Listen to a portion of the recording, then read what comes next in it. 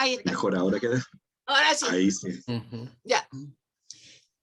Gracias Luis. Entonces, el tema, porque ahí tenemos otro tema, o sea, son los niños de la pobreza que no pueden estar en la calle, que necesitan cuidado y demás, y son las mujeres, no son profesores hombres, sino mujeres las que Lancaster pone como las encargadas y las que son las más apropiadas para hacerse cargo de esa infancia que está realmente en una situación súper complicada. Entonces dice que es necesario que las escuelas de los pobres estén bien reguladas, porque en general, y lo dice de maneras muy brutales, esas escuelas están en manos de gente muy ignorante. Entonces, y que no pueden, y que no aceptan, o sea, que no saben nada en realidad, o sea, ni siquiera leer y escribir. Entonces, sus problemas son bastante serios y que además también, porque el problema moral en los cuáqueros es súper fuerte, o sea, de las conductas apropiadas, de las conductas que hay que ser como hay que ser. Y eso los hombres que enseñaban en las escuelas de pobres no son los apropiados para él, o sea, esos son temas muy, muy serios y que tienen que ver con la situación que produce la industrialización. Y este surgimiento de que los padres y madres trabajan, y trabajan horarios ad infinitum. Araceli, Sí. ¿te puedo interrumpir un momentito? Por supuesto, échale. Solo para introducir esto, que aunque no tengo todos los detalles históricos, el método mutuo también surgió paralelamente en la India. Sí, Bell. Claro, para allá iba, o sea, y no es Bueno. raro tampoco que sea ahí que aparezca. Pero el cuento de Bell es bien interesante, porque según leí, no sé si tú tenés los registros también, Oscar, pero yo no lo que leí, es que la escuela de Madras, que es donde estaba Bell, ¿sí? Era solo para niños ingleses, no era para hindúes. Para niños ingleses en la pobreza en la India, o sea, es una combinación más o menos explosiva la cuestión, ¿sí? Entonces también está eso de por medio, porque una vez que hablemos del método vamos a encontrar esa situación de todas maneras, o sea, entonces el tema es que, por eso yo quería poner un poco como el cuadro de dónde aparece, porque tenemos que comparar ese lugar donde aparece en Inglaterra este señor y cómo aparece en América Latina el señor. Porque son dos situaciones distintas. Exacto. Y eso es lo atractivo de ese mundo, o sea, de ese mundo porque él se mete, o sea, las razones por las cuales él pone la escuela son súper claras en Inglaterra. Ahora, ¿cómo llega para este lado? Es en otra situación y por otras razones. Es que eso es lo interesante del cuento. Y el hecho de que sean maestras, porque eso también es un tema bien importante. El otro día hablábamos con una amiga y colega que tenemos en común con Lucho sobre cuándo aparecen las maestras femeninas. ¿Y por qué aparecen las maestras femeninas? Aquí tenemos una pata de ese surgimiento. Y que tiene que ver, porque si es cuáquero, es protestante. Llegó el Rafa Pavón también. Oye, pero están todos de un juicio que me impresiona. Entonces estoy muy impresionada. Entonces, el tema, por eso que a mí me resultó súper interesante el maestro Lancaster, o sea, porque él habla de esa situación en Inglaterra, pero las razones por las cuales llega el método aquí con sus agentes es otra historia. Entonces, a mí me parece bien importante poner las dos patas en el asunto. Porque desde el punto de vista metodológico, incluso los artículos que se han producido sobre él y todo lo demás, dicen que él no inventa nada, o sea, y que tampoco lo inventa Bell. Y nosotros ya sabemos quiénes lo inventaron en cuento. Que son los hermanos, la enseñanza mutua la inventan los hermanos de la vida en común, o sea, justamente por una carencia de maestros, porque se necesitaba distribuir a los niños, ¿sí? Y los jesuitas, como usted bien sabe, porque lo vivió en carne propia, también ponen las decurias a funcionar, así que más o menos el mismo cuento. O sea, ahora, yo, de acuerdo a lo que yo leí de los jesuitas, no es lo mismo, porque el jefe de las decurias no enseña, sino que vigila estudios, que es otra cosa distinta, ¿sí? Vigila que haga las tareas, vigila que haga esto, que haga lo otro. Pero en el caso de la enseñanza mutua, los monitores enseñan. Y en el caso de los hermanos de la vida en común, también enseñan. Entonces, es un modelo que tiene distintas formas, que asume distintos modos de operar en la realidad, modos de proceder, pero que es muy vigente, porque además esa vigencia de que existe el monitor después es uno solo, que es como una especie de ayudante del maestro que le lleva el cuaderno de la lista, que la no sé qué, que no sé cuánto, pero esas son las imágenes a las cuales se va reduciendo la historia del monitor.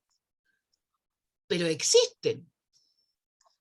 Entonces, es un modelo de organización de los procesos educativos que ha tenido una vigencia larguísima, aunque haya aparecido como respuesta a una situación bien concreta y real, que es una infancia en la calle. Es cuando uno ve los datos, porque yo anduve mirando por ahí estadísticas, la cantidad de muchachitos, los registros que tienen las estadísticas inglesas de historia de esta época del proceso de industrialización, son brutales. O sea, además de las tasas de mortalidad infantil y las enfermedades, etcétera, etcétera, etcétera. Entonces, el Lancaster dice, no, eso no. Veamos cómo hacemos para que estos niños reciban una educación que les permita, no van a ir a la universidad, él lo sabe con toda claridad y no tiene ningún interés que vayan a la universidad. Lo que le interesa es que sepan leer, escribir y contar. Porque a eso se dedica la escuela mutua. Entonces, para ser ciudadanos decentes, digamos. Es decir, que no roben, que es un poco el mismo discurso de Froebel. O sea, a Froebel la preocupación es que los chicos no estuvieran en la calle. Obreros disciplinados. Y volverlos disciplinados. Eso, la disciplina es disciplinados y buenos cristianos. Son las dos patas de las Lancaster. O sea, como fines últimos de lo que hacen. Tienen que ser buenos cristianos y disciplinados. Porque la sociedad que están inventando, además los necesita. Sí, no necesita gente que piense, que sea distinta, sino gente que responda a los parámetros que ellos tienen. Entonces, ese cuento es muy fuerte, muy, muy fuerte, porque en realidad es un modelo de escuela primaria que va a perdurar, o sea, que perdura hasta hoy. Hay escuela para ricos y escuela para pobres, punto. A pesar de los iluminados del siglo XIX, seguimos igual.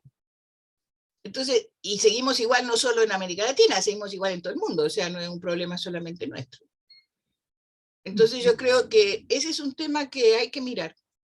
O sea, eso era lo que yo tenía así como introducción, así que los escucho a ustedes porque ustedes han leído y Rafa, yo ya dije que daba las gracias por todas las contribuciones que ustedes hicieron con sus textos, me parecieron geniales. El de texto de Ahern es maravilloso. Buenas noches a todos, un gusto saludarlos. Sí, soy el ausente, el escapador de clase. No. Un gusto estar. Pues ese texto lo conocí hace un tiempito. Como les conté en el correo, pues yo tuve una obsesión que me heredó un profesor hace 30 años casi, de Horacio Rodríguez Plata, que era un hombre obsesionado con el general Santander, un gran historiador, ¿sí? De los primeros historiadores, de los últimos, de los anteriores a la historia nueva, y también el profesor Jaime Jaramillo Uribe. Y ellos nos lo llevaron en inglés, después lo tradujo Gonzalo Cataño, y me pareció un texto muy simple, como dijo la profesora Gloria, creo. Oiga, Rafa, ¿qué te pasó? ¿De qué? ¿Me están oyendo? Ahora sí. Sí, sí. Ya. No, que como decía Gloria, es un texto muy sencillito que hace 30 años pues lo leíamos en inglés y lo tradujeron en la pedagógica. Ajá, sí. Yo quería preguntar una cosa, Araceli, aprovechando lo que estabas diciendo, y es, no sé si en la adopción de Lancaster en América Latina, creo que Oscar nos puede hablar de eso más, hay un interés diferente a la escuela mutua que tiene que ver con la creación de las repúblicas. Absolutamente. De llevar la ilustración de alguna manera al pueblo y utilizar de una manera casi burocrática o institucional un sistema que se aplicaba a una carencia de recursos institucionales con un sentido, digamos, de difundir la educación de una manera rápida, práctica, barata, pero con una intención diferente en el sentido de cierto sentido laico. No sé si eso es un punto.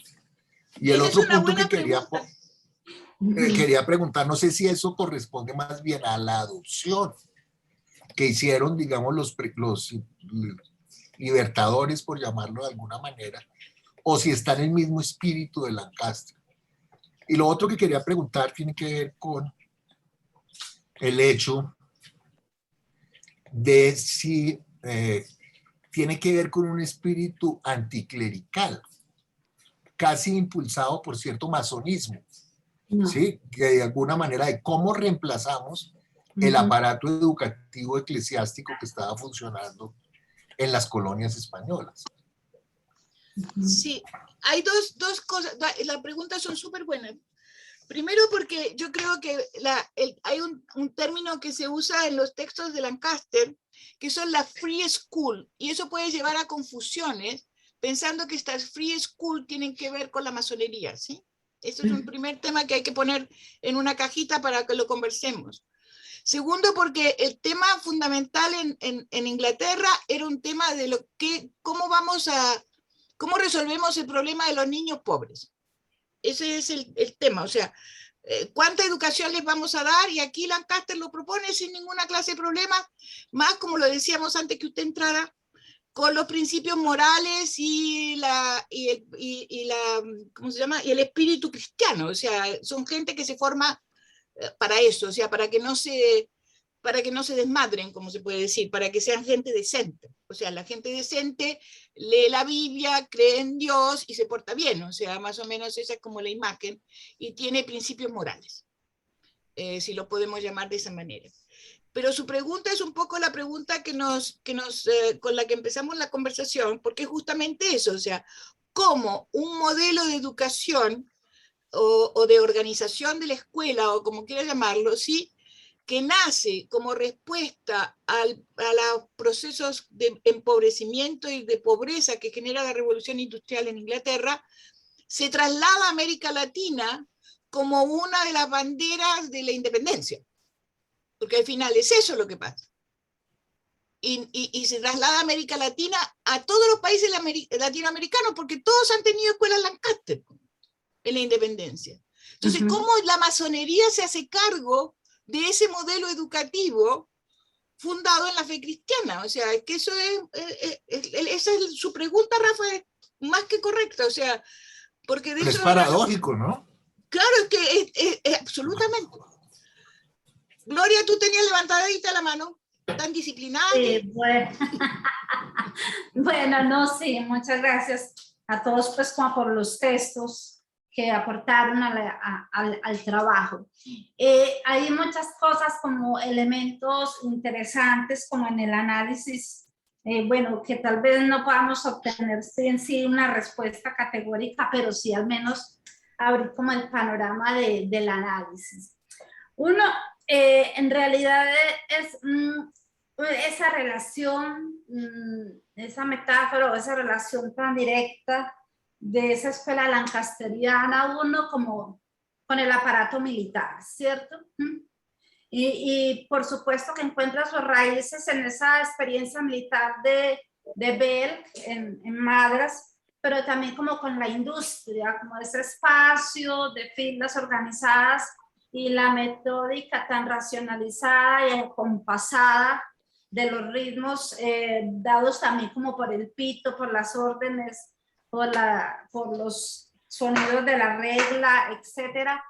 Esa situación como de acompasamiento, como de la máquina, la industria que va como al mismo ritmo, es un elemento que también me parece muy significativo, pues muy fuerte, ¿no? Eso que Zuluaga llamó la máquina de disciplinar, una máquina de disciplinar, ¿no? En donde él planteaba a Olga Lucía Zuluaga que el maestro no era más que un tornillo más en esa máquina, porque había un acompasamiento total del método en donde todo ya estaba definido y estructurado en su debida, en su tiempo estricto. En uno de los documentos lo llamaron como un búnker, como la escuela como un búnker, y eso son pues metáforas supremamente fuertes. Pero a mí me mueven como varias inquietudes frente a Lancaster, frente a este método. Uno. ¡Ay, Rafa se quedó sin luz! Se quedó sin luz, Rafa. Ya. En primer lugar, es como la mirada de que ese antagonismo que se lee que hubo entre Bell y Lancaster y la sociedad aristócrata, pues de mayor conservadurismo y también de mayor aristocracia en Inglaterra, en esa disputa frente a lo que representaba Bell y lo que representaba Lancaster, ¿cierto?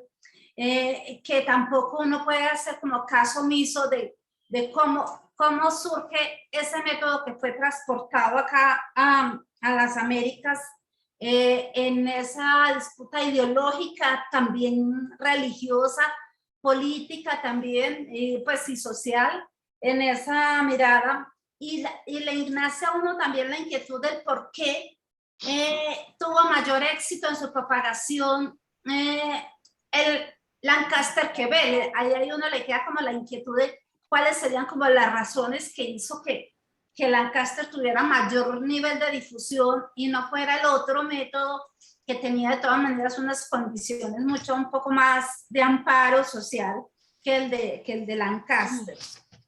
Sin embargo, también noto en la exposición y en algunos textos, incluso creo que uno de la profesora Araceli, que miraba que pese a todo, una mirada también muy peyorativa o muy negativa sobre el método de Lancaster, de todas maneras hubo algunas experiencias asociadas como a lo popular, a la educación popular, a la ayuda mutua para la enseñanza, que también, por ejemplo, en Francia o en algunos lugares lo situaron en oposición al método simultáneo que era, digamos, identificado con las escuelas cristianas y que ideológicamente, políticamente, se oponía esas dos propuestas metodológicas para el momento.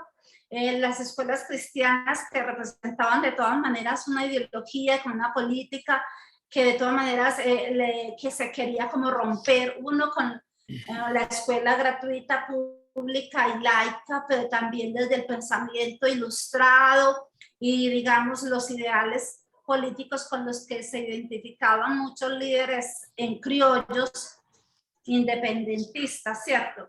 Entonces son como ciertos elementos que hacen que surjan ciertas afinidades, diría yo, que representaba Lancaster, el método de Lancaster como en su diseño, pues además de la eficacia, de la rapidez, de la economía, pero que también habían como ciertos elementos que lo diferenciaban y lo oponían a lo que había o lo que era la educación de la corona, de la religión católica, de la educación simultánea, porque uno no lee en los decretos de Santander, por ejemplo, mucha insistencia y de manera muy radical en que el método que tiene que ser es el de Lancaster y que se prohibirá en todo el territorio y se castigará el hecho de que algunos maestros sigan empleando el método simultáneo.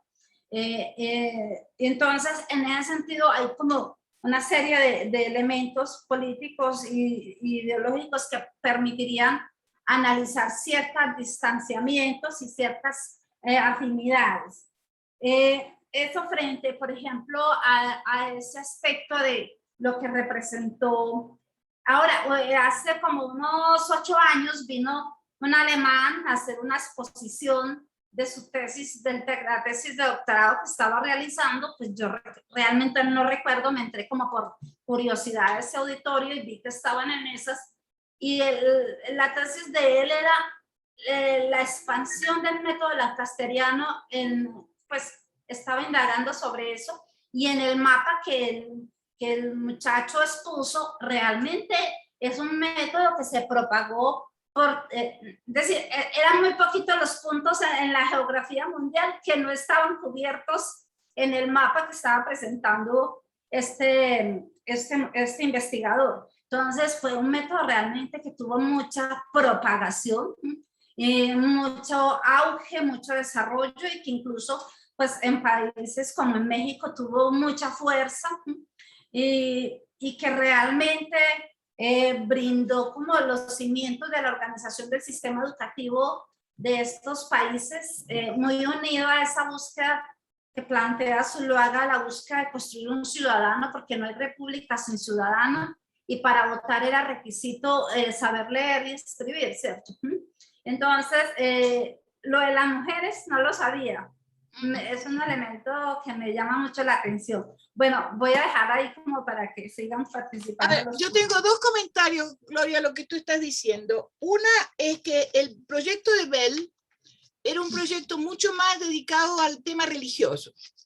Ajá. O sea, estaba mucho más ligado al tema de la formación religiosa de los alumnos que el de Lancaster, porque venía de otro lado. O sea, Bell no es cuáquero. Era más conservador, sí. Sí, entonces era más salvacionista en ese sentido, ¿sí?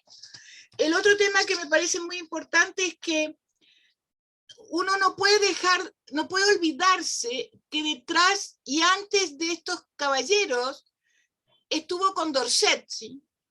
Ajá. Estuvo la Revolución Francesa, y está Napoleón en Francia, ¿sí?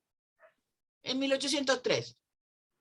Entonces, cuando Lancaster escribe lo que yo estaba leyendo, o sea, entonces hay una idea de escuela pública que circula del otro lado del Canal de la Mancha, que no existe en Inglaterra. Bueno, no existe hasta el día de hoy, así que no hay ningún drama con eso, ¿sí? Entonces, hay un tema que no es menor, es que las escuelas de Lancaster no son escuelas públicas. No son. Son escuelas privadas, financiadas por la beneficencia de los ricos. Entonces, cuando los ricos financian escuelas para pobres, detrás de ese financiamiento no está la caridad, está el control social. Los ricos no financian escuelas para que los pobres piensen. Eso es de una claridad meridiana. Entonces, el lío es cómo se arreglan los tipos de la independencia con ese modelo, que yo creo que no se arreglaron nunca muy bien.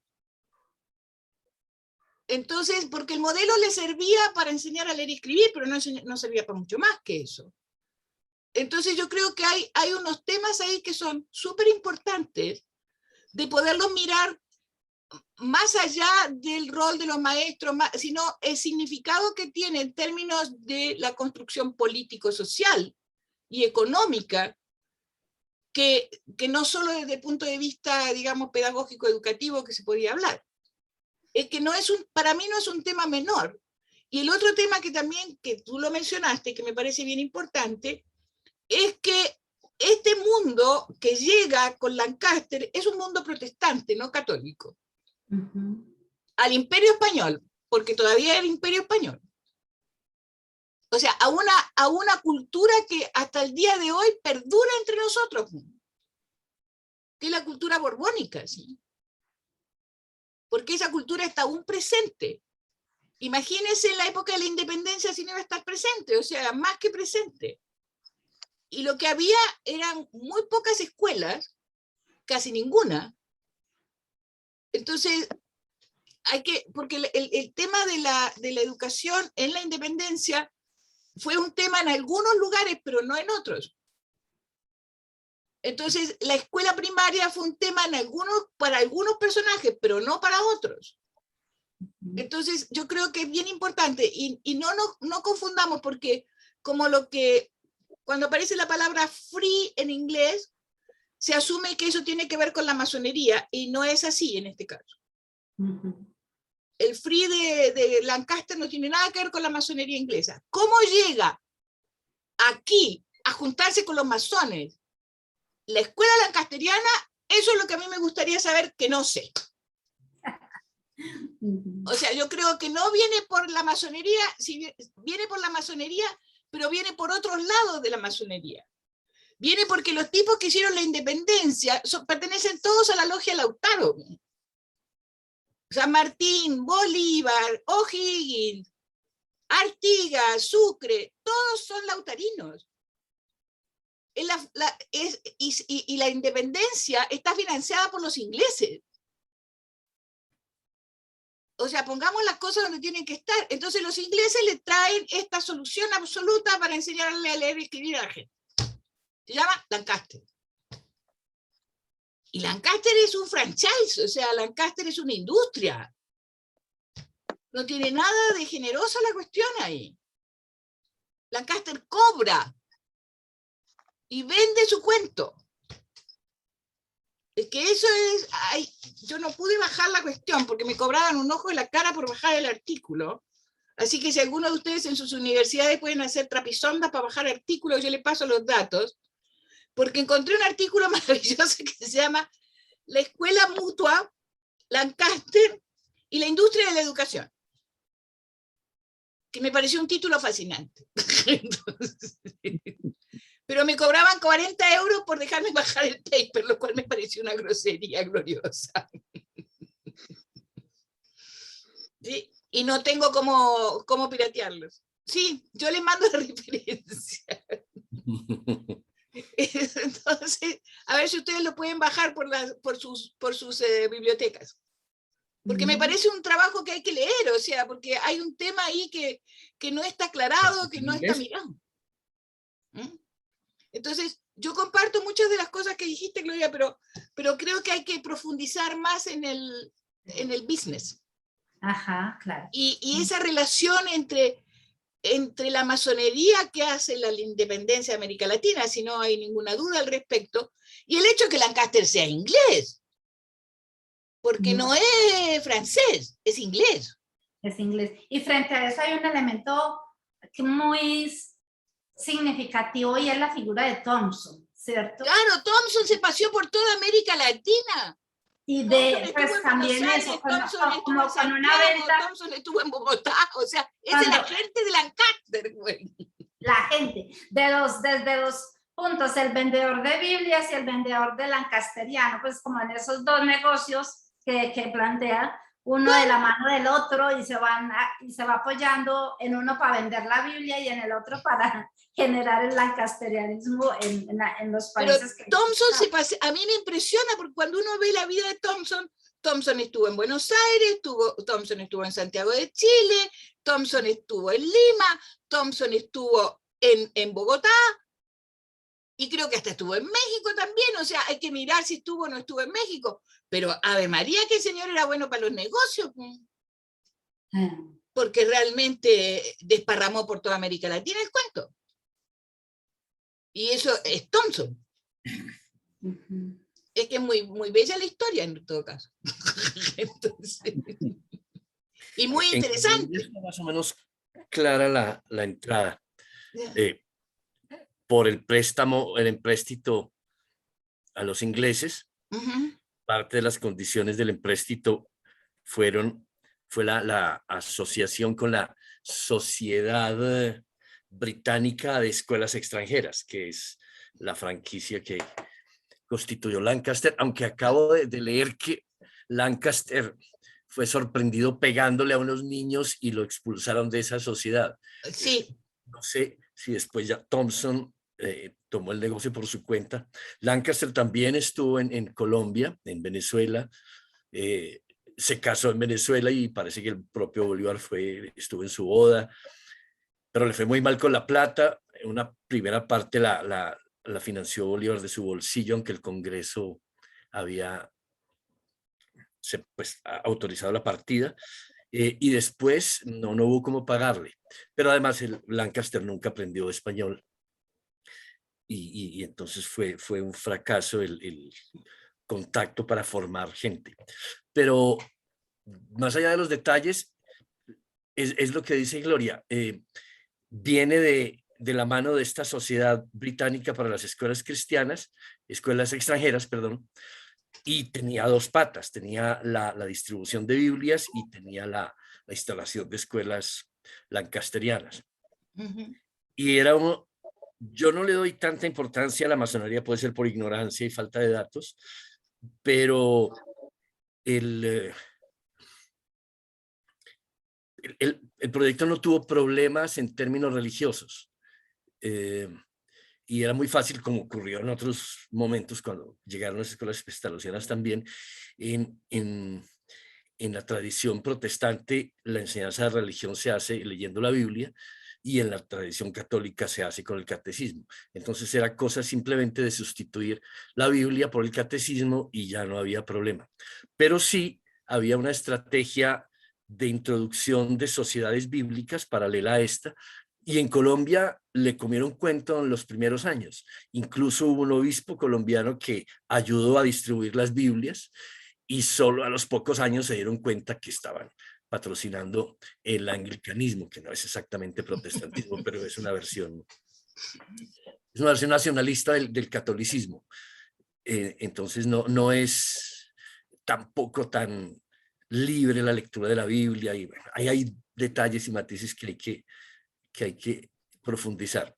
Pero fue básicamente por el empréstito, que fue una condición, y porque Bolívar creo que en Suiza vio una escuela lancasteriana y por supuesto se fascinó, porque recuerdan ustedes que la promesa era que un solo maestro podía formar a 1000 niños. A 1000 niños. Es un galpón, a 1000 niños. Pues un solo maestro para 1000 niños. Y no solo es la explicación de la falta de recursos para pagar muchos maestros, sino que es la característica del diseño de las escuelas, desde la famosa pregunta que la tienen los hermanos de la vida común, que es la ecuación que determina la organización de la escuela moderna, que es cómo mantener al mayor número de niños ocupados durante el máximo de tiempo, con el menor número posible de maestros. Maestros, exacto. Esa es la ecuación. Sí, y es una ecuación matemática, y los que inventaron eso, antes de Comeni y todo, eran matemáticos. Y la respuesta fue la cuadrícula. Una cuadrícula organizada de un modo sistemático que permitiera esa relación de menor número de maestros, mayor número de niños y ocupación, uso del tiempo. Y no sé qué tan mitológico sea esto, pero la idea mecánica de la escuela lancasteriana con los monitores, que eso la diferencia de la de los hermanos de la vida común, es la idea de la máquina hiladora. Claro. Es decir, Lancaster un poco dice que así como ¿cómo se llama? La lanzadera, que lo que hizo que el tejido se industrializara era que se produjera una lanzadera mecánica que hacía correr el hilo pues a velocidades industriales. Y entonces, ¿cuál sería el equivalente en una organización escolar, una organización del aula, para producir ese efecto de lanzadera, de que el conocimiento se lanzaba en una esquina de una banca, pasaba a través de los 10 niños que estaban ahí sentados, se devolvía, salían a un lado a las paredes a verificar en los tableros el aprendizaje, y el que iba aprendiendo 2 letras se la enseñaba al que solo sabía una, y así progresivamente. Y lo que descubre Olga también en la... Digamos, tuve el privilegio de acompañar a Olga en esa investigación, que fue meterse en los documentos de la historia lancasteriana en el Archivo General de la Nación, viendo cómo hicieron los colombianos que aprendieron a instalarla. Bueno, en Venezuela hay una revenga, pero ay, cómo olvido al profesor en este momento. Bestia. Bueno, y él empieza a mandarle cartas a Santander diciendo que esa promesa de los 1000 niños era un absurdo, que él se veía gatas con 100 niños e incluso con menos. Entonces, desde el comienzo, el sistema empezó a hacer agua, porque el sueño mecánico de que esto se produjera automáticamente era desbordado por las condiciones reales de los niños, por los espacios, por la naturaleza de los monitores. Entonces fue siempre una cosa que cojeó, y que, digamos, el modelo de máquina perfecta, de máquina educativa perfecta, estuvo siempre lejos del diseño. Claro. Eso por ahora. Jorge Ramírez, tenés la manito levantada. Dale, negro. Tengo una pregunta. ¿Una? Sí. Yo tengo una nomás.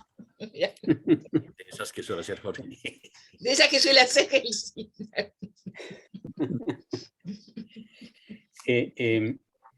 Entrados en la materia pues de Lancaster y cómo entra con nuestros libertadores, entre comillas, hay un punto que yo no entendí, que está planteado en una de las lecturas ideas lancasterianas de Weinberg. De Weinberg. Exacto, que dice que Simón Rodríguez siempre acompañó a Bolívar, digamos, como en ese proceso de gestión y todo el asunto, ¿sí? Porque al parecer Bolívar era bastante lancasteriano. Es lo que uno logra interpretar. Pero Simón Rodríguez hace unas críticas al método desde el rol de los niños. Él dice que los niños no están para ir a enseñar, los niños están para ir a aprender, ¿cierto? Que los niños están para aprender a hacer preguntones. Entonces, ese punto yo digamos, me perdí, porque sí, o sea, ¿cómo fue la historia ahí? Mejor dicho, Simón Rodríguez avaló, legitimó la propuesta lancasteriana, se opuso. Yo tengo mis dudas. No solo a Bolívar. Ese no logré como desentrar ese punto. Yo tengo mis dudas, negro, que Simón Rodríguez hubiera avalado a Lancaster. No. Ajá. Es que no lo... También quedé con esa impresión. Simón Rodríguez era rusoniano y había leído mejor que bien a Condorcet. Entonces, son dos influencias que tiene Simón Rodríguez por las cuales él piensa como piensa respecto de lo que es la escuela y el sistema público de educación. Que no tiene nada que ver con Lancaster. Porque la postura de los lancasterianos no es una educación pública. Filosóficamente ellos están metidos en el mundo del pensamiento liberal inglés industrial.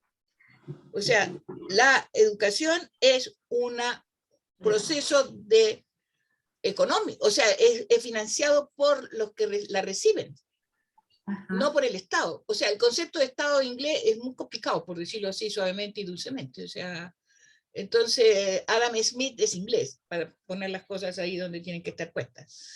Entonces... Pero eso no fue tanto problema aquí, porque, digamos, los métodos de financiación todavía eran, el Estado proponía y obligaba por ley, como dice Gloria, a que cada parroquia tuviera y dieron unos plazos ilusorios. Hacia 1930 se pretendía que hubiera al menos una escuela, no decían necesariamente lancasteriana, pero la idea era que lo fuera, en cada parroquia. Villa. Financiada por los vecinos, los padres de familia. Claro. Y eso fue un desastre, ¿sí? Obvio. No había condiciones para que eso funcionara, pero fue el primer proyecto nacional, ahí es donde entra lo nacional, porque sí implicaba que los padres de familia, aunque eran privados, se comprometieran a financiar la escuela, creando juntas y bueno, los curas participaban ahí, pero pues juntas curadoras. Fue muy esporádico el proceso, pero tenía posibilidades de expandirse porque lo que descubre Olga en esa historia de la expansión de la escuela lancasteriana, de la difusión, es que no existía escuela normal. El saber del maestro se aprendía haciendo el mismo recorrido que hacían los niños. Es decir, normalmente los tipos que querían ser maestros tampoco sabían leer y escribir, o si lo sabían, bueno, pero el conocimiento del movimiento de la máquina se aprendía metiéndose en ella. Y entonces un señor mayor se sentaba, si no sabía leer y escribir, se sentaba como un niño más en la última banca y empezaba su ascenso de aprendizaje de las letras, las sílabas, los números, hasta llegar a las primeras bancas donde estaban los que ya sabían el completo. Y en ese proceso aprendía cómo funcionaba la mecánica. Y eso duraba más o menos 3 meses, calculamos, viendo los documentos. Eso es lo que se calculaba, sí. Logramos establecer que ese proceso se llevaba en 3 meses y de ahí el señor salía él a fundar una escuela. Una escuela. A buscar una parroquia donde hubiera gente que lo financiara. Que pusiera el local y los útiles, pero el local no era ya, no podía ser un salón de alguna casa por ahí, porque necesitaba una cantidad de instrumentos y parte del negocio era ese, ¿no? Vender las bancas, los carteles, una parafernalia impresionante. Sí. Y entonces todo eso iba reduciendo en la realidad del aula lancasteriana a unas cosas muy precarias. Y al final del cuento está el maestro Tomás Carrasquilla, el famoso, Vinitas Arias, querido. Colombiano, que hacia fines del 19 hace un cuento sobre un maestro lancasteriano en un pueblito de Tierra Fría. El tullido era, además, estaba tullido y el cura no le encontró otro oficio que ese maestro. Estaba sentado en una cajita con ruedas y tenía un zurriago, es decir, un juguete, y alcanzaba con el juguete a los niños que estaban ahí sentados en banquitos más o menos dispersos, y el monitor era el hijo del alcalde. Es una cosa muy interesante porque hay muchas cosas que la escuela lancasteriana pretendió introducir, no solamente la educación de los pobres, de los niños pobres, y su conversión en obreros disciplinados, es decir, que supieran manejar. A ver, estoy aquí lidiando con la conexión de mi computadora, un segundito. Pasó, don Oscar. Entonces, ya. Los enchufes.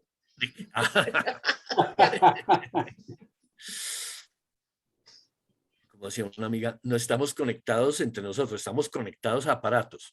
Sí, claro. Bueno, y entonces... yo boté toda la mano.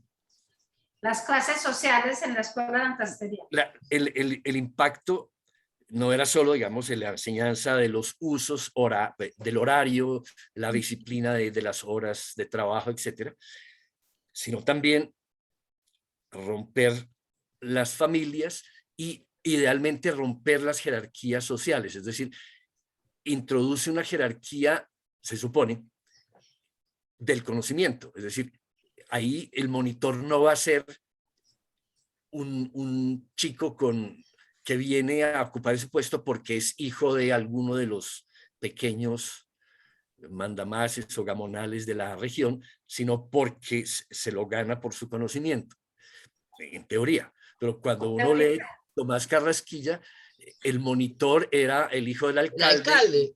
Era el más matón, el más, sí, y entonces era el monitor perpetuo en una escuela que no tenía más de 15 niños. Claro.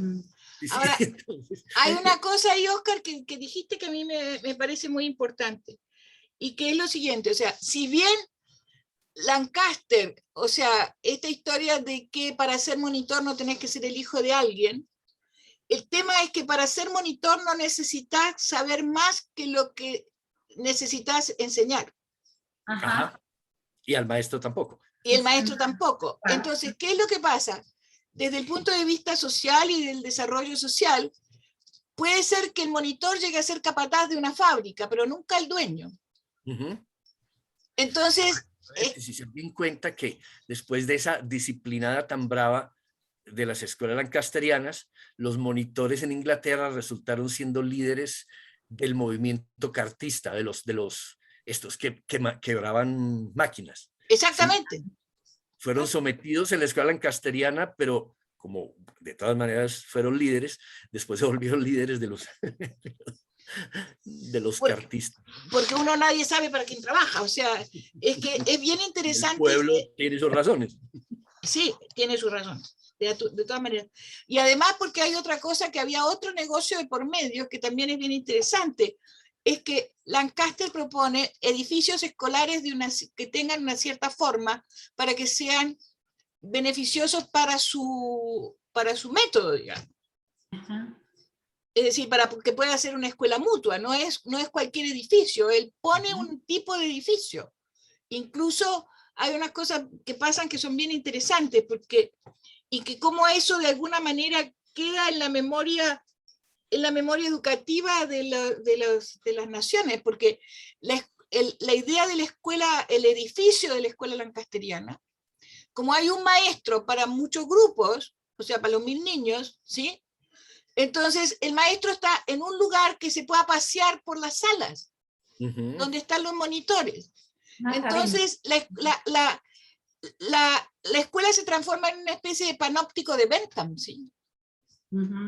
Porque el maestro puede vigilar a todo el resto. Y eso es una parte súper interesante del cuento también.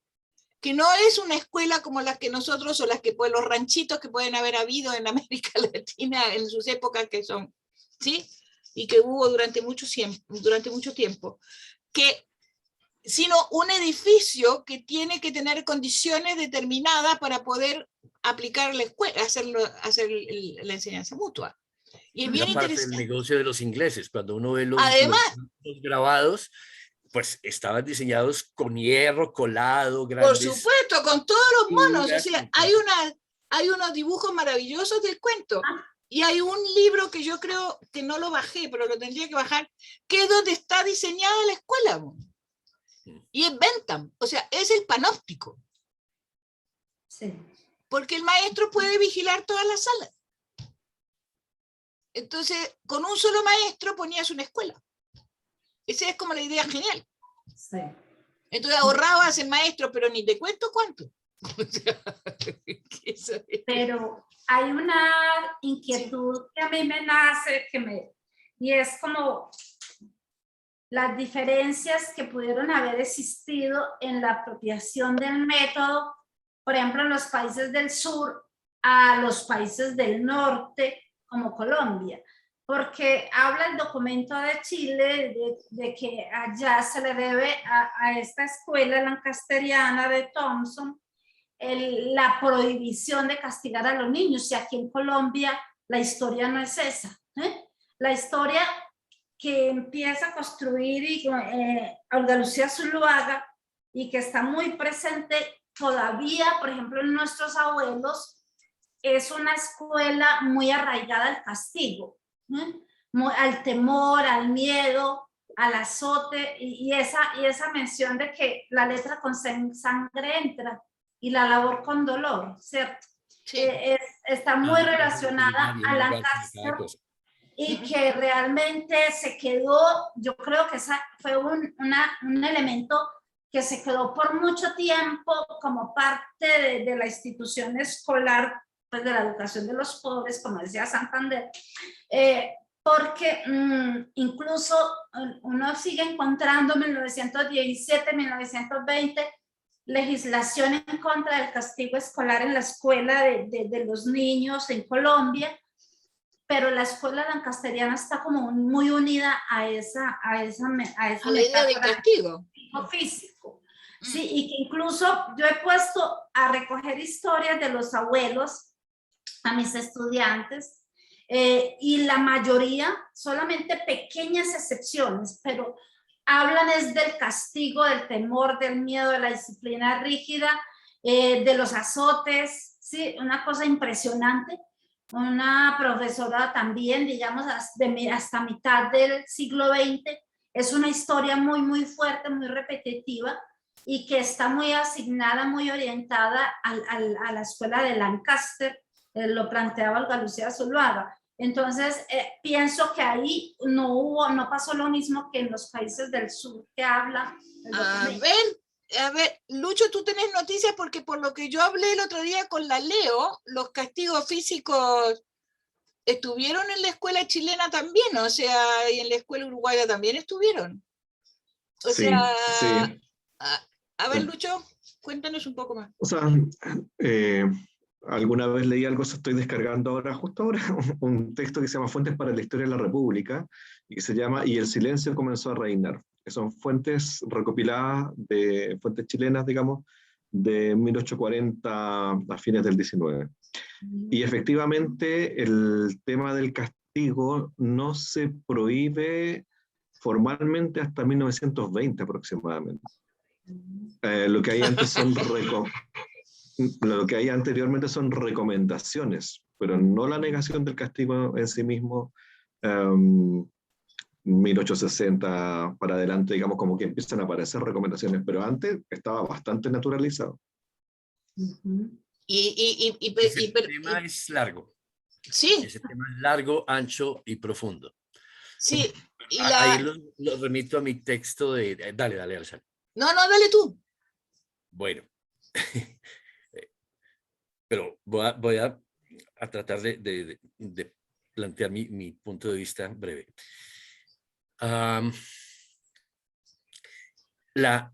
Los castigos son intrínsecos al método lancasteriano y no pueden ser prohibidos porque forman parte del movimiento de la máquina y del proceso de, digamos, adiestramiento de los niños, pero a un nivel profundo. En realidad, Lancaster plantea premios y castigos.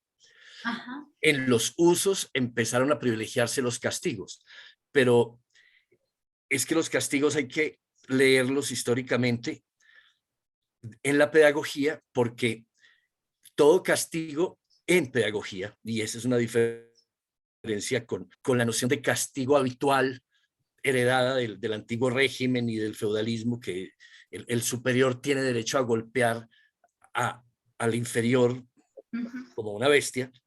La pedagogía introduce desde muy temprano, y tendríamos que ponernos con Araceli a rastrear eso en Los Hermanos y en Comenio, introduce una racionalidad pedagógica. Unos dirán que es una justificación más o menos humanística, pero en realidad es la idea de que el niño sí es un sujeto a formar. Claro que aquí acabo de leer una cosa en Wiki de alguien que escribe sobre la escuela lancasteriana y dice que eso era vigotskiano, que porque de banca era el desarrollo, la zona de desarrollo proximal. También hay cada... Déjalo hasta ahí nomás. Sí. ¿Qué dices, Luisa? Falta control de autor ahí en esa wiki. No, en Lancaster hay una cosa que es, no sé si es dual, pero es el principio de castigo, es un principio que debe en el maestro excluir la ira, la venganza y todo sentimiento de odio. Uno, para preservar la pureza de la autoridad, la imparcialidad de la autoridad, porque es la propia máquina la que va señalando quién no hizo y quién sí hizo, y no es una venganza personal del maestro. Ajá. Y desde antes esa idea de que son castigos para producir formación, para producir efecto pedagógico, está también en Lancaster, ¿sí? Es tal vez uno de los enunciados más elaborados de la filosofía lancasteriana. Pero por otro lado, la tecnología de castigos de Lancaster es sádica, y puedo entender que lo hayan finalmente expulsado. Sádica, pero no, ahí me equivoco. Pues no es sádica. Me pongo trampa a mí mismo, porque es una tecnología de castigos. Por ejemplo, él inventa aparatos como unos canastos que se suben para que los niños queden colgados en el aire a la vista del salón gigantesco, ¿sí? Para producir ese efecto de vergüenza. De vergüenza. Y la historia de los gorros de burro, la banca donde siempre los perezosos, todo eso fue regulado sistemáticamente por Lancaster, con una psicología digamos, de clasificación de las acciones malas de los niños. Y el punto es que Lancaster sigue usando esa idea del antiguo régimen, de ciertas penas de vergüenza, de exposición y de dolor, pero después la pedagogía empieza a teorizar sobre eso, y por eso durante el 19, como dice Luis, están discutiendo hasta qué edad el castigo es físico, porque el niño es como un pequeño animalito que solo responde a lo físico, pero a partir de cierta edad, y empiezan a discutir si 6, 7 años, el niño responde a estímulos que llamaban más morales, y son premios o son reconocimientos. El inverso de la vergüenza pública es el elogio público, y empieza a densificarse la noción de niño en función de ese, diríamos, desarrollo moral, o simplemente de su crecimiento, en donde lo físico no es ya el medio de relacionarse con él, digamos. En Colombia también la prohibición oficial de castigos es de los años 17 a 20, una ley, y con una pregunta pedagógica fantástica que encontramos en unos escritos de maestras, que es: una vez prohibidos los castigos físicos, ¿cómo puede garantizar el maestro su autoridad y su dominio del grupo? Está maravillosa. Gran pregunta pedagógica, y entonces empiezan a decir que el dominio del maestro es un dominio pues por el saber, por su ejemplo, por la disposición, pero es, digamos, la evolución de los castigos. Bueno, eso por un lado, y eso tiene mucho que desarrollar ahí. Lo otro es la tradición cultural inglesa, que hay que poner ahí al lado. Ustedes saben que los castigos físicos en Inglaterra a los jóvenes solo vinieron a acabarse como forma oficial en la educación inglesa en los años 70, 80. Sáenz vivió eso y lo cuenta, y hay un libro bellísimo de un autor de los años 70, recordando todavía, si ustedes vieron la película If. El If es tal cual. Ajá, en If todavía los maestros... Es el libro de Anderson, Ese. Todavía los ingleses... Al Rafa le volvió la luz. el iluminado. Bueno, y para terminar... ay, se me fue la palabra. Yo quiero hacerle una pregunta, porque para mí es muy importante. Como yo vengo de un país, una sociedad y un país anómalo, entonces en el Uruguay los castigos físicos se prohíben a partir de la Ley General de Educación de 1877. O sea, ahí hay un sacudón súper fuerte. No solo eso, sino que el inspector, esa ley crea la figura del Inspector Nacional de Escuelas. El Inspector Nacional de Escuelas está autorizado, o sea, una de las razones por las cuales pueden echar a un maestro de su puesto es el castigo físico.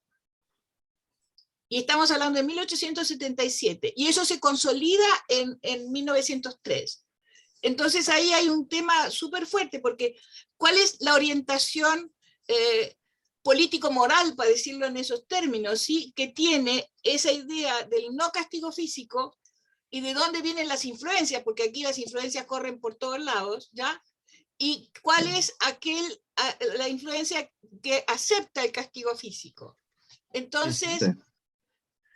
El lancasterianismo fue polémico desde el comienzo, y hay un texto de Francisco José de Caldas que, para los amigos no colombianos, es uno de los llamados, de los próceres. El sabio Caldas es un discípulo del gran botánico Mutis, bueno, en fin, y es un republicano interesante, y él en su diario, en su periódico El Semanario, hacia fines del 18, 1790 en adelante, no se sabe si él lo escribió o uno de sus amigos, Nicolás Tanco, firmando un seudónimo, el amigo de los niños, y tiene 2 o 3 artículos sobre la educación, y habla del maestro que debe ser un filósofo porque debe amar a los niños, y dice que no como ciertos sistemas que los tratan con violencia, ¿sí?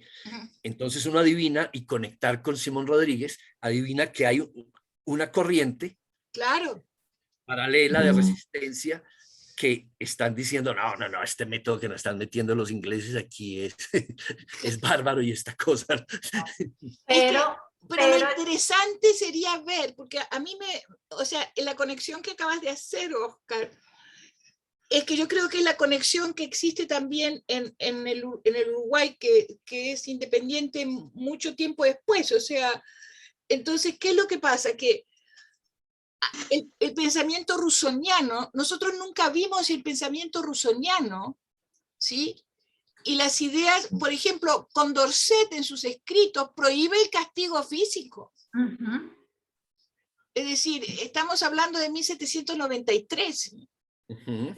Entonces, el tema es en qué medida Rousseau, Condorcet y los filósofos, digamos más, llamémosle idealistas por ahora, ¿ya? Que influyeron en el pensamiento, o sea, en la ilustración de la Revolución Francesa, o sea, punto, o sea, no más que eso, ¿sí? Esos ilustrados, ¿cuánta influencia realmente tuvieron en el pensamiento educativo en América Latina? ¿Y cuándo aparecen realmente? Porque con la hegemonía de Lancaster, ¿cuánto permite que otras ideas entren en los sistemas? Porque en el caso colombiano está Simón Rodríguez. En Chile hay que esperar como hasta mediados del 19 para que la cosa empiece a moverse de otra manera. Sí. ¿Entiendes? Sí. Y en la Argentina hay que esperar que llegue Sarmiento a la presidencia de la República para que la cuestión cambie.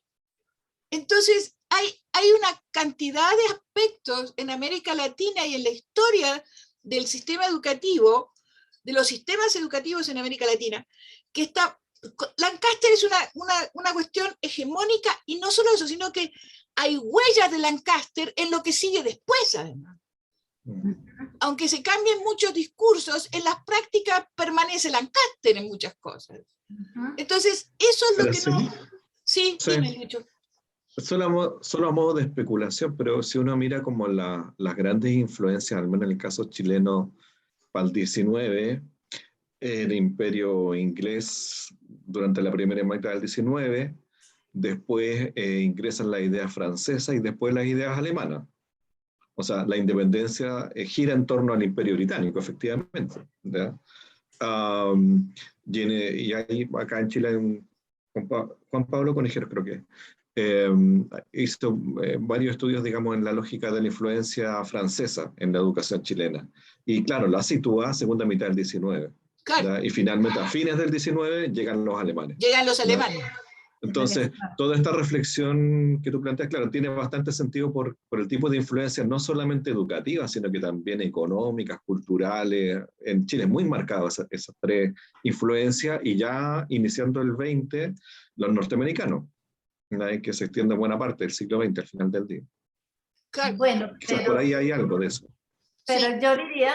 yo diría que los castigos, realmente esa mirada del castigo no fue únicamente desde la perspectiva de Lancaster, sino que digamos, los sistemas educativos, las metodologías o las propuestas educativas, por ejemplo, de lo que fue lo que en Colombia llamamos la pedagogía católica, Lo que fue los hermanos,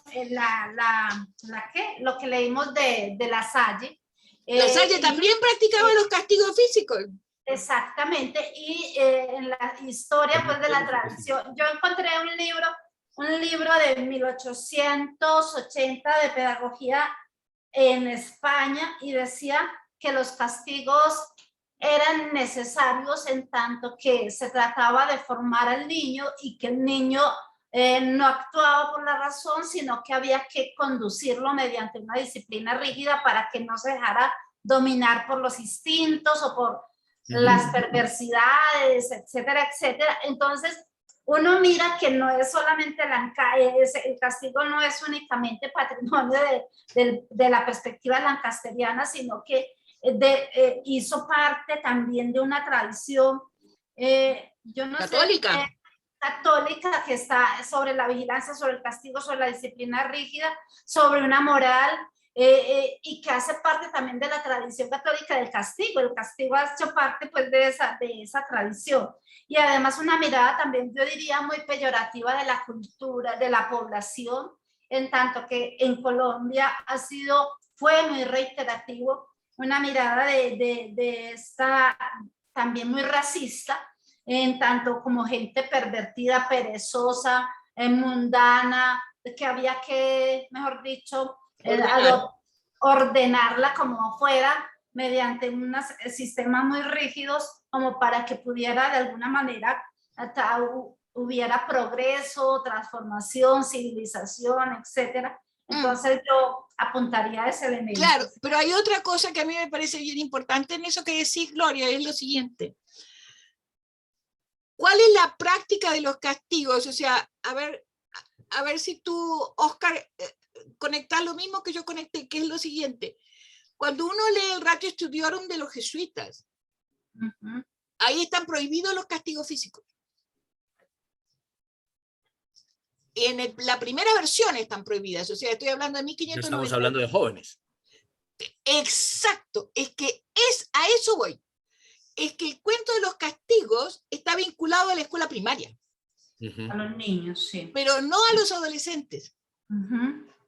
Porque la tradición jesuita, que es un poco la que se desparrama por todos lados, por estas tierras, ¿sí?, los prohíbe. Entonces, ahí hay un tema que hay que mirar también. O sea, si los castigos físicos están realmente vinculados solamente a la escuela primaria o son de todo el sistema. Porque además la enseñanza secundaria era tan restringida y era tan elitista que entonces a eso no se los podía castigar. Se castiga a los pobres, pero no a los otros. Entonces, eso es. Rafa Pavón, te damos la palabra ya que volviste a la luz. Gracias. Sí, no, los dioses se oponen a que esté por...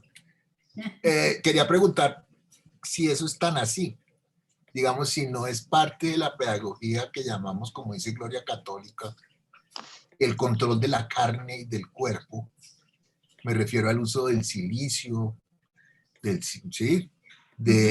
control en los mismos ejercicios ignacianos y en la misma formación jesuita. Digamos que se trata de aplacar al individuo y se trata de aplacar el apetito y se trata de aplacar los desvíos corporales. La disciplina precisamente como una forma de aplacamiento de esas pasiones desmedidas que requieren control, ¿o no? A ver, hay dos cosas que yo voy a separar, Rafa. Una cuestión es la formación de los escolásticos jesuitas, que es los que van a ser curas. Sí. Donde todo lo que usted dice está presente. O sea, y se llama disciplina al fuete. ¿Sí? Así se le llama. En la autoflagelación, además. Jesuita, claro, por supuesto, se disciplina. No es otro, sino es él mismo el que decide cuándo se pega. ¿Ya? Pero esa regla no se aplica a los colegios, donde no se forman jesuitas. O sea, los colegios, los liceos, grandes liceos, famosos liceos, ¿sí?, que manejaron y que manejan, ¿sí?, se rigen por otras normas, porque son liceos muy elitistas. Son colegios muy elitistas, donde va la élite. O sea, además ellos lo dicen sin ningún drama. O sea, nosotros educamos a la élite, punto y raya, ¿ya? Entonces, a eso no les pegan. No se puede. Los que no se puede, ¿sí? Pero a los que les pegan es a los tipos que van a ser jesuitas. Es que creo que es leyendo a Oscar, no sé si eres tú, Oscar, o alguien, que es muy antiguo esa idea de la letra con sangre entra. Claro. ¿Sí? Sí. Que sería la base del castigo físico, el uso del castigo físico en la pedagogía. ¿Eso es muy antiguo o no? Pero yo insistiría en, claro, y por eso nos ha enredado un poco, digamos, en asimilarlo a un trato autoritario y, bueno, y arbitrario. Y yo creo que ese ha sido uno de los grandes temas de la pedagogía y que ha diferenciado la pedagogía de las otras formas sociales de, diríamos, educar, de gobierno de los sujetos. Porque sí, hace un rato estábamos hablando de que desde que entra a la escuela, el castigo entra en una reflexión pedagógica sobre su función formativa, digamos, ¿sí? Y empieza a haber una gradación a estudiar, pues como a complejizarse el estudio del niño y dosificar hasta qué edades el niño está en una especie, y con la filosofía atomista, esta de las facultades del alma, tenía una clasificación en la etapa vegetativa, que es donde el niño es como un animalito que responde a lo que llamarían después estímulo-respuesta, y entonces el temor al castigo o el castigo mismo, porque no solamente es el castigo físico, sino la estructura de que puede ser castigado, pero correlativo a un premio. Y siempre pensando en que la autoridad del maestro debe ser imparcial y justa, y siempre debe evitar que se vea encolerizado, que se salga de la ropa. No, es una cosa racional y medida. Esa es la teoría, digamos, ¿no? Por supuesto. Pero entonces hay una restricción pedagógica y una gradación y modulación pedagógica del castigo. Pero la otra parte bonita de la historia es cómo la pedagogía católica en La Salle y en Bosco empiezan, siglo XVIII, a decir que el dominio del maestro debe estar fundado más en el amor y el ejemplo que en la constricción y en el temor. Y la discusión sobre el temor como principio educativo está desde, no sé desde cuándo, ahí tenemos que seguir rastreando raíces, pero llegan a una cosa muy bella, que es don Bosco y los hermanos cristianos ahí se me olvidó, La Salle, Juan Bautista, tienen en sus textos pedagógicos la sección de esos temas y dicen que la relación del maestro con los niños debe ser una relación, digamos, no es confianza, pero es una relación pastoral, como de un afecto, y el control se debe manejar con la mirada. Y entonces dicen, abandonando los castigos o usándolos al mínimo, la disciplina se debe manejar con la mirada. Si tú no miras a un niño, le estás mandando un mensaje, diríamos, en el lenguaje actual, y él siente que no tiene la aprobación del maestro, y eso será suficiente para producirle un sentimiento. Y manejar, entonces, tender la cosa, manejarla con ese juego. Claro, también al mismo tiempo empiezan a distribuir a los niños aquello de uno necio al lado de dos juiciosos. Sí, claro. Es una tecnología. En la primera fila los malos, sí. En la primera fila del salón. Exacto, entonces la cosa es muy sofisticada y por eso, digamos, solamente decir que los castigos fueron una etapa primitiva de la educación y no es cierto. Eso no. Hay una justificación humanística pedagógica desde el comienzo y hay que rastrearla en todos los azares y complejidades que se fue. Sin embargo, yo diría, me pregunto frente a los castigos, uno le va a prestarlo, sí, y nunca hay nada de castigo por ninguna parte, ¿sí? También incluso en el mismo convenio, incluso en el mismo Frubel, en Herbert uno encuentra ya esa cuestión de la disciplina, en la búsqueda. Pero hay una cosa importante. El gobierno de los niños, ¿cierto? Pero es que hay una cosa, no, es que hay otra cosa por detrás cuando no aparece. Que a mí me parece muy, sí, es que a mí me parece muy importante. Es que cuando hay algo que aparece como natural y que se produce de manera natural en la sociedad, como el castigo a los niños, porque eso ha sido, digamos, siglo XVI, XVII, o sea, de que los niños son niños, se castigan para que cumplan y hagan lo que tienen que hacer, ¿ya? Entonces, a mí no me llama la atención que no aparezca en Comenio el cuento del castigo, porque se da por sentado que ahí estamos. Que ahí está. No, o sea, los únicos que hablan de castigo, porque hablan de estilos de castigo, son los hermanos de la vida en común. O sea, ellos ponen la lista de los castigos posibles según las faltas, ¿ya? Pero después ese es un tema que no se toca, porque es algo que está incorporado de manera natural en las sociedades y en las culturas. O sea, los niños cuando se portan mal se castigan, punto.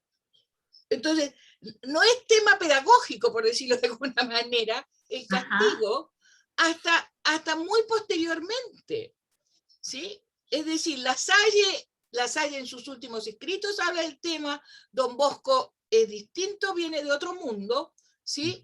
Y además su preocupación de la escuela de Don Bosco tiene que ver más bien con el desarrollo de las habilidades para el trabajo de la gente y que sean buenos trabajadores y sean disciplinados y todo lo demás, pero no, o sea, es otro el mundo.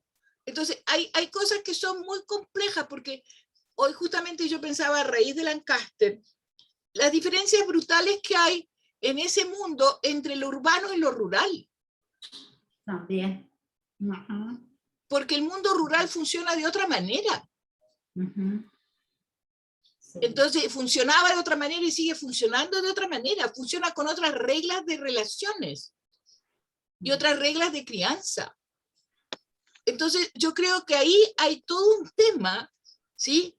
Y no hablemos en nuestro caso de los grupos originarios indígenas, o sea, que es otro tema porque ahí funciona de otra manera.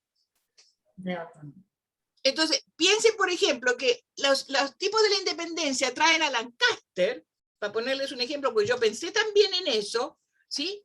Puede ser que yo esté muy contaminada por la constituyente chilena, ¿sí? Que es un tema muy recurrente todos los días. Entonces, dije, esto traen a Lancaster. ¿Y qué hicieron con los niños indígenas? O sea, no existían. Y en Colombia sí había, y muchos. O sea, pero... Y en Chile también estaban en Santiago de Chile los indígenas, no estaban no los habían mandado para las puntas del mapa todavía, ¿sí? Entonces, la pregunta es, a ver, porque esas cosas tienen que ver esas cosas no se han mirado en la historia de la educación en realidad, o sea, que traen un modelo, pero ¿qué pasa con el modelo después? Modelo no, yo no sé cómo llamarlo, ¿sí? Pero sí. Hay que ver qué pasa con las culturas donde se inserta eso. Entonces, cuando tú tenés una clase dirigente que ignora al 80% de la población del país, que son los pueblos originarios, y ponen un modelo que se habla en inglés, estamos regios. Es decir, ignoran lo que hacen los otros para educar a sus hijos. O sea, porque recibían educación, recibían formación, tenían modos de mirar el mundo, tenían modos de pensar. Y eso se ignora olímpicamente. Y hacen lo mismo los ilustrados del siglo XIX. O sea, Sarmiento, José Pedro Varela, todos ellos hacen exactamente lo mismo. La gente aquí, los tipos de Chile también, Montt y todos los demás, inventan una escuela primaria, pero los niños indígenas no están en la escuela primaria. Es que no sé si estoy especulando demasiado, pero... Especule, tranquilo, para eso estamos aquí. No, esa es digamos, parte digamos, del proyecto en Colombia, en concreto de Santander, que fue tan promotor de los colegios santanderianos o santanderistas y del modelo de Lancaster, fue que las clases pobres siguieran siendo educadas por la Iglesia Católica y mantuvo los colegios, digamos, católicos. El modelo lancasteriano nunca se pensó para el pueblo que llamaríamos ahora el carácter público, sino era para formar a las nuevas generaciones del nuevo liderazgo, ¿cierto? No, nunca tuvo una proyección, creo yo, no sé si estoy equivocado. Ese argumento no, de generar un proyecto. No sé, por eso te digo, es una pregunta más que un argumento, digamos. Porque se mantuvo cierto... Creo que sí fueron, no sé si decir sinceros, pero fueron, digamos, asumieron la idea de la educación pobre, para pobres. Popular. No lo llamaban educación para pobres, pero lo llamaban la educación popular del pueblo. Y sí. como contábamos hace un rato, el proyecto sí era que en cada parroquia hubiera una escuela, ¿sí? Sí. Para la población, de modo que ahora sí. Parroquia en el sentido de municipio, ¿cierto? Hay una población de mestizos y blancos pobres muy fuerte, que ese sí es el blanco, y por supuesto ahí los indígenas y los negros están, digamos, constitucionalmente no están excluidos, pero dada la organización de las parroquias, que todavía mantenía esta herencia de los vecinos blancos, así fueran pobres, diferenciados de los otros, sí funcionaba, pero no, ellos sí pensaron que había que educar al pueblo y que había que fundar escuelas, y sufrieron porque no había plata y porque no había maestros, y los colegios de Santander eran laicos, ahí está toda la discusión de Santander con el bentamismo, y las universidades republicanas de Santander, es decir, es muy complejo cómo fueron tratando de moverse frente a la iglesia, pero ahí sí los masones, ahí sí yo los recojo, su visión masónica condorcetiana de la república sí les funcionó para ir introduciendo, Bentham y estos otros autores, transformar la filosofía ahí sí para las clases gobernantes. ¿Para las élites o no? Las élites. Claro, para las élites. Para las universidades, sí. Las universidades, hay algunas universidades que resultan laicas, o sea, no todas, pero empiezan a aparecer, o sea. ¿Tú ibas a decir algo, Lucho? Sí, que está pensando en el caso chileno. El circuito se abre en dos, el tema de la educación popular. Una es la sociedad de instrucción primaria, que es de raíz liberal, que pervive hasta el día de hoy como sociedad y sigue operando con un conjunto de escuelas para pobres, en la antigua lógica de educación popular, y la sociedad de escuelas católicas, que se crea también muy próximamente a la sociedad de instrucción primaria. Estamos hablando, si mi memoria no me falla, 1875, 1884, por ahí. Y generan esos dos circuitos que son circuitos privados, efectivamente. Y en el caso de la educación pública, nominalmente despega 1860 para adelante con Montt, ¿ya? En el caso chileno, un ministro muy importante en su momento, pero muchos estudios sobre la verdadera expansión de la escuela primaria no la ubican sino hasta 1920, 1930, ¿ya? O sea, hay un esfuerzo estatal efectivamente muy fuerte por llegar con la escuela en el copamiento territorial de la nación, que en el caso chileno es bien complejo, Araucanía de por medio, pacificación, ocupación de territorios mapuche, en fin, y todo el tema de la guerra del Pacífico con Perú y Bolivia. O sea, es muy complejo el proceso de expansión territorial en el caso chileno, y hay dos mecanismos. Una es el ferrocarril, que hace de articulador y de presencia del Estado, y la otra es la escuela. ¿no? Entonces, donde llega el ferrocarril, llega la escuela, llega el Estado. La iglesia. Y claro, o sea, por ese lado es como que se expresa la educación estatal. Pero efectivamente hay una alianza desde los inicios de la República con el mundo católico para proveer de esta educación popular, efectivamente, para ese mundo mestizo pobre que no alcanzaba, y creo que está súper buena la alusión que hacen de la noción del cabildo colonial, ¿no? O sea, la idea de que finalmente el ciudadano verdadero es aquel que participa del cabildo. Y eso en realidad se mantiene muy fuertemente en el caso chileno largo rato. Ese es un tema fascinante porque uno empieza a descubrir que también en Europa la popularización o masificación de la escuela primaria tampoco es temprana. No. Araceli ya había mencionado en otras ocasiones en Francia, y la cosa en Francia en realidad es de la segunda mitad del siglo XIX. ¿Sí? Claro. La difusión masiva de las escuelas primarias públicas y también privadas La ley Ferri, querido. no es tan desfasada entre América Latina, exacto, y Europa como se ha pensado. Ajá. Sí. Bueno, eso a un lado. Y lo otro es que, ay, se me va la paloma. Oiga, yo soy la más vieja de todos, así que por un poco de respeto. ¿Sí? A mí sí se me puede ir la paloma, pero a usted no, es muy lindo. No, Araceli, como tiene esa memoria. Bueno, lo otro es esto. Lo otro es que también lo del público y lo privado es una historia larga que hay que rehacer. Pero mira, desde la experiencia colombiana, y ustedes me dirán,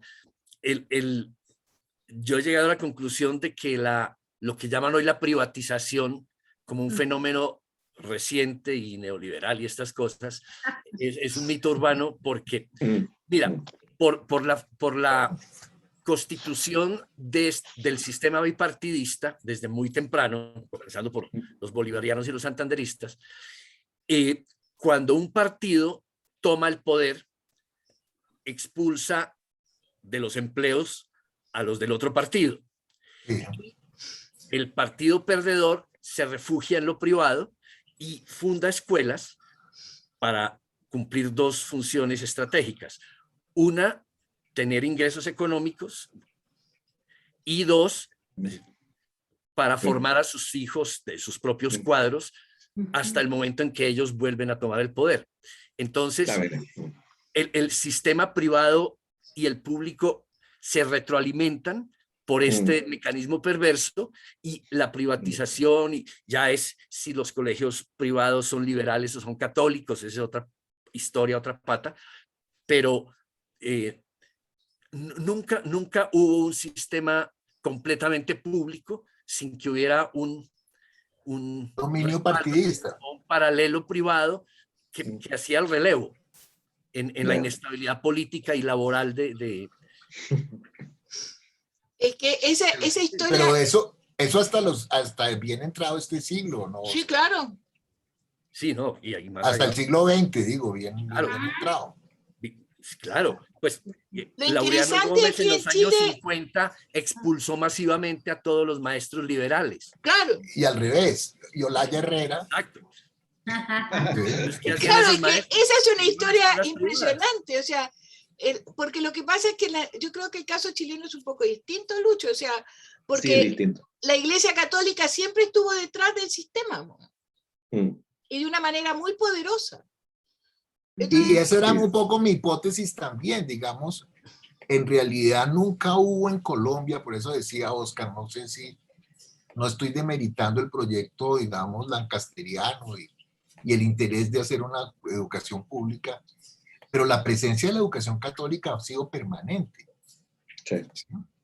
Y de alguna manera muy vinculada a esos intereses partidistas que tú dices, Oscar. Pero suponer que, digamos, como sí pudo pasar en el siglo XVIII, con las expulsiones de las comunidades, incluso la misma intención de Moreno y Escandón y todo esto, que la República trajo la eliminación de la educación católica, no sé si sea tan cierto. No. En el único país donde pasó fue en el Uruguay. Ajá. El Uruguay, cuando hace su reforma educativa en 1877, lo primero que hace es prohibir la enseñanza de la religión en la escuela. Así, pero sacada de un plumazo. Si quieren enseñar religión, es después de las horas de clase, aquí no. Los programas escolares no tienen nada que ver con la religión. Pero es que eso fue un proceso de laicización que se produjo muy lentamente, porque además tiene que ver con un proceso de cambio de poder, en el sentido de que logran sacar a los terratenientes y se instalan en poder la burguesía urbana. Entonces, eso permite una transformación muy poderosa en la sociedad. Entonces, a fines del siglo XIX, ¿sí?, los cementerios son laicos, el registro civil es laico, la escuela es laica, o sea, todo es laico.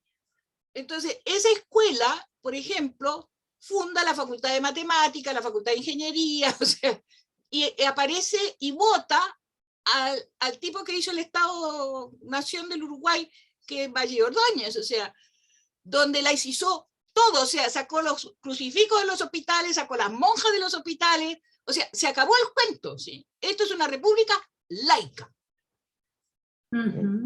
Entonces, y siguió así hasta 1960. Cuando uno firmaba, cuando uno le daban su cargo de maestro, le daban un reglamento, y el segundo artículo decía que no se podía nombrar a Dios en la sala de clase, punto. Y que era razón de expulsión. El primero era sobre que había que vestirse decentemente, y el segundo era Dios. Entonces la cuestión era como así nomás. Ajá. Entonces, cuando tú construís una sociedad laica durante 100 años casi, es una situación muy distinta a lo que me ha dado trabajo a mí entender. En Colombia para mí era mucho quizás porque tenía un distanciamiento mucho mayor. Y yo sabía que liberales y conservadores, cuando uno ponían a uno, sacaban a otros, etcétera, etcétera. Pero el poder de la Iglesia Católica aquí para mí sigue siendo impresionante. Hasta el día de hoy, Lucho. O sea, esa es la verdad. Y cuento, es salió un cura a defender la libertad de enseñanza, punto. Sí. Entonces... Mañana voy a estar en un seminario del Arzobispado de Santiago a propósito de esta misma polémica. O sea, no sé qué voy a decir, pero... Me parece muy bien. Pero bueno, ahí veremos. Pero, por ejemplo, en Colombia, las primeras leyes, a mí me llama mucho la atención que hay en los decretos del 20 de Santander, en la escuela para varones era la muy laica, pero la de las mujeres, la era niñas, católica, querida. Era ¿a quién se la dieron? A las religiosas, a las monjas, y decía, bueno, ¿qué diablos pues es esto? A las mujeres sí que se van, pues es cuento, pero es que es así el cuento. Aquí, por ejemplo, Sarmiento funda, en Chile funda la primera escuela de preceptores en 1842, la primera escuela de mujeres normal, o sea, donde se forman maestras, la fundan las monjas del Sacré-Cœur. Es que eso no es un chiste tampoco. Entonces hay una cuestión ahí muy poderosa de la Iglesia, o sea, el dominio de la Iglesia Católica en nuestros paisitos, yo les digo, con excepción del que yo vengo, que es muy divertido por eso, porque es realmente muy raro, ¿sí? En el contexto de América Latina, eso produce una cultura y una forma de pensar, de ser, y que tiene que ver con lo que hablábamos antes de cómo se educan los niños. Pues. ¿Qué es la escuela? ¿Y para qué la escuela? Aquí hay un dicho muy popular que para godos los liberales de Río Negro. Le explico a Lucho y a los otros. Sí, por favor, explíquele a Lucho y a Jaime.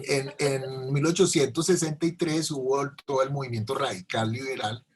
Hicieron una constitución que se hizo en Río Negro, que era liberal y que supuestamente se alejaba de los principios del conservatismo. Pero en el fondo la organización era completamente goda los godos son los conservadores en Colombia, querido. Exacto, son los conservadores. Hay que explicar. Pero en este sentido, no es por demeritar el proyecto liberal, pero sí esa mirada, por ejemplo, sobre la mujer, sobre el sentido de la educación de los pobres, la educación de los oficios, por ejemplo. Claro. Casi como la predestinación educativa de ciertas clases sociales. Y de alguna manera, pues es difícil de entender en un país donde hubo tantas guerras civiles marcadas por la educación religiosa, de alguna manera, cómo eso no afectaba en el fondo. Puede que esté totalmente equivocado las estructuras educativas. ¿Qué hacer con Dios en la Dios República? En la República, qué buena esa cuestión. Ese libro. ¡Ay, qué maravilla! Genial. Ese es un extracto, no está en PDF entero, no lo he pillado todavía, pero el libro es muy genial porque la pregunta es muy potente. ¿Qué hacer con Dios en la República? Cultural de es que es muy claro lo que se hace con Dios en la República, Lucho. Se pone en la iglesia, pues. Pero miren, la iglesia es un problema privado, no público. Es que para mí es así, o sea, la religión, a mí nunca en el Uruguay me preguntaron de qué religión soy. Claro. O sea, eso es una no pregunta. Porque el tema de la creencia religiosa, culturalmente, desde el siglo XIX, es un problema privado y no público. Porque son masones, eso sí es puro... Claro, es que son masones. Yo tuve un papá masón grado 33, querido, así que si lo sabremos. Sí, señora. Y no fue a misa nunca. Yo me enteré que era masón a los 24 años, cuando mi hermano decidió casarse.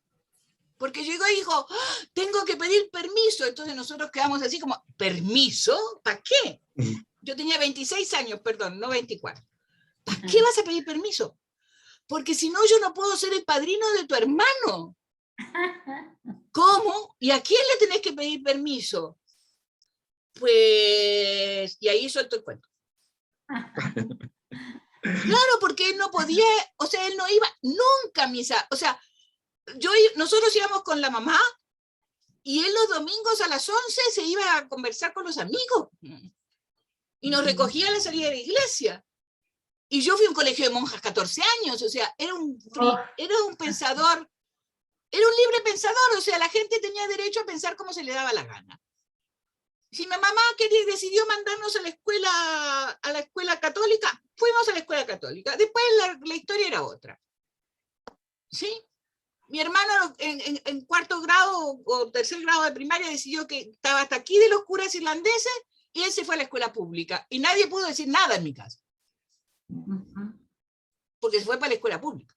Entonces, esas cosas, incluso mi papá aceptó que yo fuera a un colegio de monjas porque estaba Perón en la Argentina y él no tenía buenos tratos con Perón.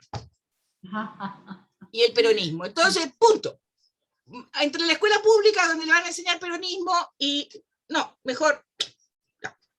Pero la masonería en el Uruguay es poderosa hasta el día de hoy. Y además porque la cultura de la sociedad es una cultura laica. Es mucho más laica, Oscar, tú que los conoces bien, que los franceses. Porque los franceses no son laicos completos. Es que yo he tenido conversaciones incluso con mis profes, incluso con Jean Ebrard y no sé cuánto, ¿sí? Sobre el laicismo. Cuando él me hablaba, no, porque nosotros, no, momentito, le dije, momentito. Hablemos de fechas, ¿sí? Seamos buenitos y hablemos de historia. Porque los franceses son tardíamente republicanos laicos, a pesar de la Revolución Francesa, a pesar de Condorcet, a pesar de Robespierre, a pesar de todos ellos. Ajá. Entonces, porque la Revolución Francesa también fue hecha por los masones, o sea, dejémonos de fregar. Y la independencia americana también. Intervinieron de manera poderosa en ese cuento. Entonces, hay una cosa súper fuerte ahí que hay que mirarla con cuidado. O sea, que no se mira mucho porque no, porque yo qué sé, porque los intereses, porque la... Ya, ok. Pero nosotros aquí podemos hablar sin ningún drama con esa cuestión. Otra vez la luz se fue. Pobre Rafa, vos. Yo quería hacer una pregunta que siempre me ha rondado. Y vamos terminando, querido, porque para mí son las 9:30 de la noche. Una pregunta que te ha rondado mucho con relación al lancasterismo, y es que cómo a mí siempre me ha costado meterlo como dentro del campo de la pedagogía. Lo tengo más como un método, no como una pedagogía, en tanto que no hay una conceptualización sobre sobre el aprender, sobre el enseñar, sobre la escuela, sobre los fines. Pues mira, no yo sé. le mandé 2 trabajos en inglés donde está clarito. Ah, esos de inglés no alcancé a leerlos. Hechos de inglés, ahí el primer trabajo que se llama Improvements in Education. Ajá. Ahí está toda su filosofía completita. Ya. Escrito de su puño y letra, además. Bueno. No, es un trabajo de él. Ajá. Bueno. 2 trabajos, yo les mandé 2 trabajos en inglés que son de su puño y letra los 2. Muy interesante, porque yo realmente de él no he leído nada directamente. Pues eso tiene, está publicado fuera en Londres en 1803. Si fuera del manual, pues no he leído nada directamente de él. No, es que en este trabajo que se llama Improvements in Education, está su filosofía de la educación. Gracias, sí. Es bien interesante por eso. Bueno, querido, he estado muy entretenido y yo quiero hablar 2 minutos sobre opciones. Opciones, sí. A mí me gustaría mucho, porque yo creo que es un tema, puede ser que me gusta porque soy vieja maestra de escuela, de que hablemos de la historia de las lecciones sobre objetos. Ajá. Otro de mis bocaditos. Porque es que a mí me parece fascinante esa historia y porque además es otra historia que tuvo repercusión internacional. Mucho. Aquí en Colombia, mucho. En todos lados. O sea, yo aprendí a hacer clases, lecciones sobre objetos en mis cursos de didáctica, Gloria Elena. ¿Ya? Alexander Bain tiene 2 capítulos sobre lecciones sobre objetos. Tengo una vieja francesa maravillosa que también habla de lecciones sobre objetos. O sea, es un tema fantástico, porque está repartido por todos lados. Aquí en Chile, los viejas normalistas originales también enseñaban lecciones sobre objetos. Entonces, las viejas escuelas normales, esas que cerró Pinochet, esas enseñaban didáctica en las lecciones sobre objetos. Entonces, para mí es un tema muy fascinante, porque además tiene esta cosa que está por todos lados, que no es propio de un lugar, sino que aparece en todos lados. Entonces, de aquí para adelante vamos a encontrar una cantidad de vainas que aparecen por todos lados. Porque ahora es como volvemos al mundo cada vez más moderno y actual. Entonces yo creo que estos son como los fundamentos después de la escuela activa, los fundamentos de lo que pasa después, y las lecciones sobre objetos son un caballito de batalla importantísimo que se exporta para todos lados también. Entonces la idea es, yo les voy a pasar unos textos, idiomas diversos, lo siento mucho esta vez, pero toca. Entonces, porque a mí me parece importante que leamos lo que más se pueda en el original, o sea, por eso que les mandé los Lancaster originales, porque para mí eran muy importantes.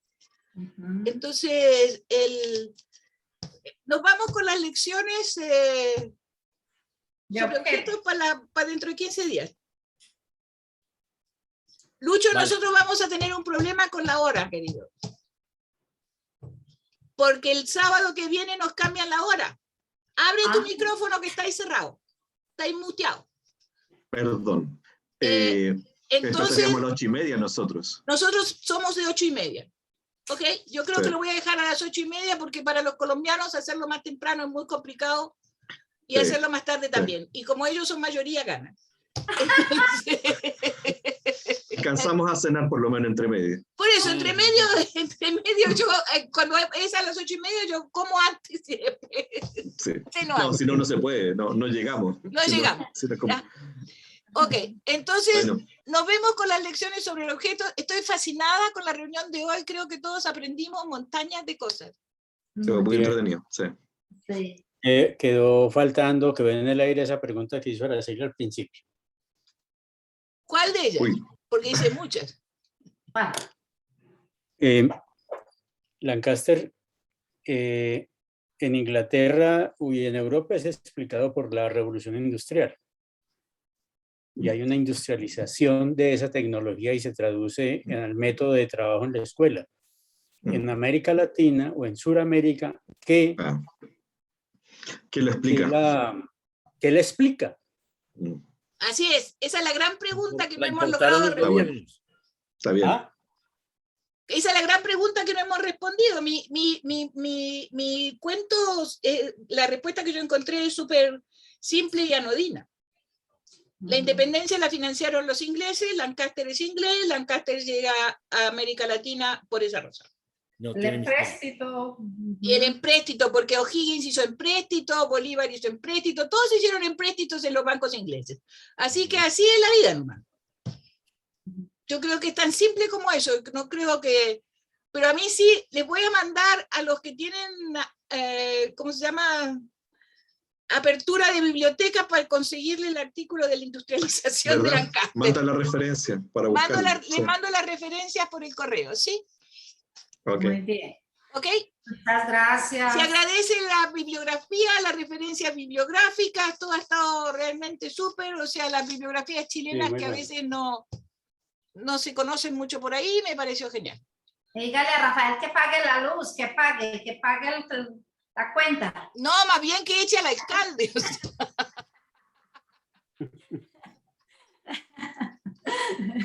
Abrazo a todos, queridos, nos vemos. Abrazos. Abrazos. Gracias. Abrazos. Chao, Que estén muy bien. Igualmente. Hoy aprendimos mucho.